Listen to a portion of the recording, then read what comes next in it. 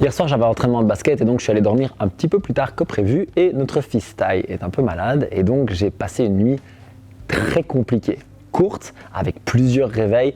Je me suis levé ce matin, c'était difficile et pourtant j'arrive à plutôt bien fonctionner aujourd'hui et je me suis dit que c'était intéressant de partager avec vous ce que je fais depuis le matin et que je vais faire tout au long de la journée pour quand même pouvoir être productif et passer plutôt un bon moment malgré la situation.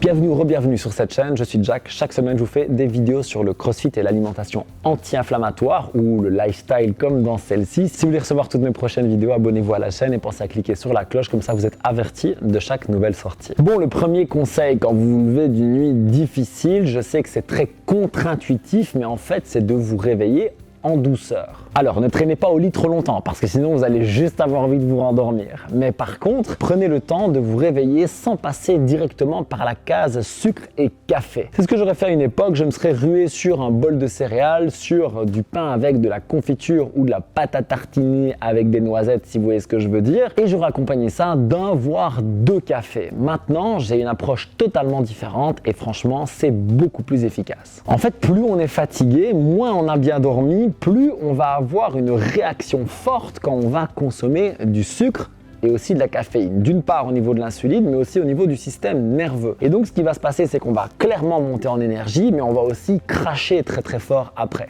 Et il n'y a rien de pire qu'un crash quand on est déjà fatigué. En fait, ça va être bien plus important qu'un crash en temps normal. Donc il faut éviter ça à tout prix. Les jours où on est crevé, sauf si on peut faire une sieste derrière, mais là, on n'est pas dans cette idée-là, on veut être productif aujourd'hui. Alors la solution, c'est plutôt d'avoir un réveil tranquille. Ça veut dire que la première demi-heure ou la première heure, vous allez essayer de pas trop vous rusher, vous allez certainement pas consommer des stimulants, boire de l'eau bien entendu. Moi, j'ai un petit truc qui m'aide pas mal, c'est de boire un petit peu d'eau pétillante fraîche parce que ça me réveille justement un petit peu sans passer par la case super excitant et on va laisser le corps monter doucement en température, en énergie. Alors ce matin, moi ce que j'ai fait, c'est que j'ai préparé le petit déjeuner de ma femme et de mon fils et aussi notre repas de midi en cuisant des légumes, etc. Et j'ai pris le parti de partir un peu plus tôt au travail aujourd'hui pour des raisons que je vais vous expliquer juste après. Dans la voiture, j'avais un trajet un petit peu plus long que d'habitude et donc j'ai pris un petit thermo de déca pour le boire vraiment à mon aise. C'était assez agréable, boisson chaude, ça donne un petit coup de réveil sans donner l'énorme coup de boost avec le café. C'était franchement cool. Donc mon premier conseil, c'était de laisser votre corps se réveiller et le deuxième, pour l'y aider, c'est de vous hydrater. J'ai parlé du fait de boire de l'eau en se réveillant, là j'ai pris un petit peu de déca et de l'eau pétillante par la suite. Ça c'est vraiment important, ça va vraiment vous aider aussi à avoir une bonne énergie dans la première demi-heure, heure du matin qui est franchement le moment le plus difficile quand on a une nuit très compliquée. J'ai continué avec la partie alimentation juste après, mais d'abord laissez-moi continuer à vous raconter ma journée et à vous parler du mouvement. En arrivant à la salle, j'ai fait 5 minutes de ski erg, juste 5 minutes et franchement c'était super agréable. Je ne me suis pas pressé, je me suis juste en fait mis en mouvement en me disant, en m'oxygénant et en me réveillant musculairement, je vais être plus alerte, plus efficace pour mes coachings, pour mes vidéos, etc. Et force est de constater que ça a très bien fonctionné. Derrière ça, je suis allé prendre une douche, je me suis rasé pour être tout frais, tout pimpant pour tourner cette vidéo et je me suis senti vraiment bien lors de mon heure de WOD de ce matin et puis maintenant lors de ce tournage. Et à propos du mouvement, ce que je vous conseille, c'est d'en mettre souvent. En fait, quand vous êtes fatigué, vous avez plutôt envie d'être un peu léthargique, d'être un peu posé et en fait, c'est bien pire. Plus vous pouvez bouger à basse intensité, j'en parlerai dans la partie entraînement un peu plus tard dans la vidéo, mieux c'est. Exemple, si vous pouvez travailler à l'ordinateur pendant une demi-heure, 35 minutes ou en tout cas pas trop longtemps et puis aller marcher 3-4 minutes, comme je le dis, il y en a qui prennent une pause clope, allez prendre une pause oxygène, revenez vous asseoir, bossez, repartez, etc. Ce sera beaucoup plus efficace d'une part au niveau de votre productivité, mais aussi au niveau de votre énergie globale. Vous aurez beaucoup moins envie de piquer du nez et ça va changer la dynamique de votre journée, autant physique, productive aussi, mais aussi mentale. Il y a un deuxième moment où ce sera capital de bouger, ce sera après le repas de midi. C'est souvent à ce moment-là que le coup de barre le plus important de la journée va arriver.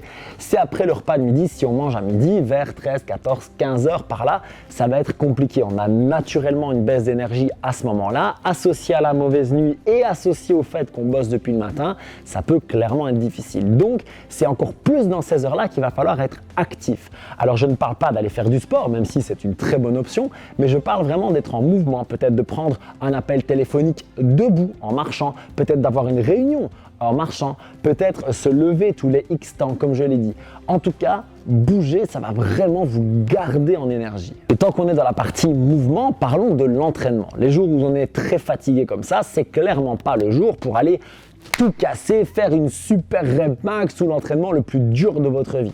Franchement non. Pourquoi? Parce que d'une part, le risque de blessure est largement accru, mais qu'en plus, votre capacité de récupération va être moindre et donc vous risquez d'être très fatigué par la suite. Ma recommandation donc, c'est plutôt de faire un entraînement à l'instinct en écoutant votre corps et donc peut-être en étant à 6 ou 7 sur 10 au lieu de 8, 9 ou 10. Aujourd'hui, normalement, pour moi, c'était prévu d'être un jour de repos, mais j'avoue que je vais peut-être bouger parce que ça a tendance à m'énergiser. Mais si je bouge, ça va être vraiment une intensité modérée. Je vais peut-être faire un petit peu de cardio sur le vélo, je vais peut-être faire un entraînement musculaire à basse intensité. En tout cas, je vais pas m'en coller une, c'est pas le jour.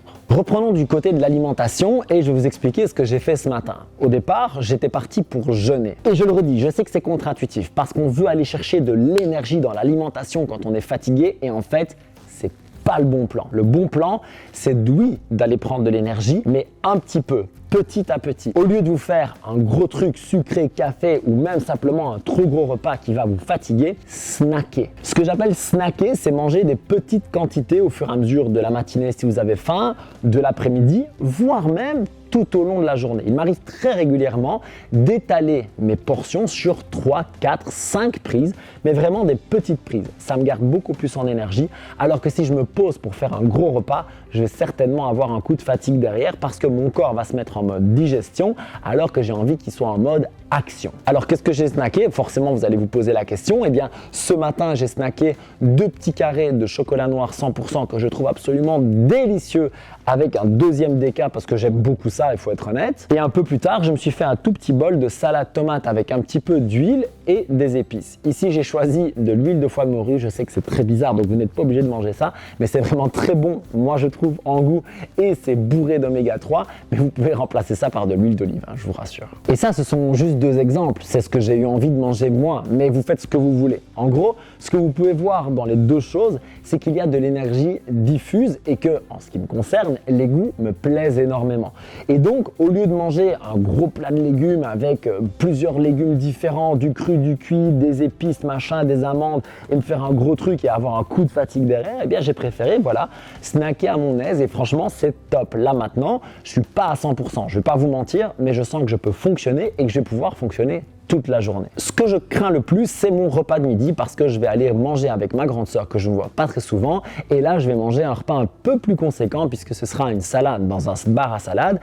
Et donc, ce que je vais faire, c'est que je vais la choisir extrêmement légère. Et ça, c'est ce que je vous recommande pour votre repas de midi. Plus vous pouvez le faire léger, mieux c'est. Je ne dis pas que vous devez mourir de faim, c'est pas ça l'idée, mais prenez des choses que vous allez digérer facilement. Par exemple, dans une salade, eh bien, vous allez préférer mettre du saumon fumé ou ce qu'on appelle nous des scampi, des petites crevettes cuites, plutôt qu'un gros morceau de blanc de poulet ou du chèvre chaud qui vont vraiment avoir tendance à vous fatiguer au niveau de la digestion. Bon, ça c'était l'exemple des salades, mais vous avez compris le principe. Allez pas vous faire un steak de 200 grammes ni un plat de pâtes bolognaise.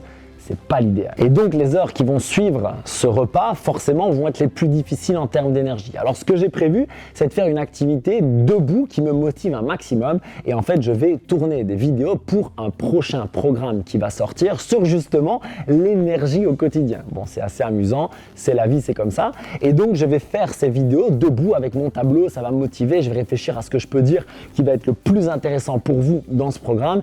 Et donc je vais rester actif, je vais rester dans quelque chose qui me stimule et je vais pas du tout avoir envie de me poser et de me reposer. Et donc ça m'amène à mon point suivant. Autant que possible, je vous recommande d'adapter votre travail à votre énergie du jour. Si vous êtes dans un jour où vous bossez pas, ben clairement, faites quand même des choses parce que juste glander toute la journée, ça marche pas, mais faites des choses qui vous plaisent, qui sont constructives et qui s'adaptent à votre niveau d'énergie. Moi, par exemple, quand je suis un peu cassé comme ça, je vais apprécier aller m'occuper du jardin, des poules, etc. Je vais apprécier aller me balader avec ma famille, aller faire les courses avec mon fils parce qu'on rigole toujours super bien.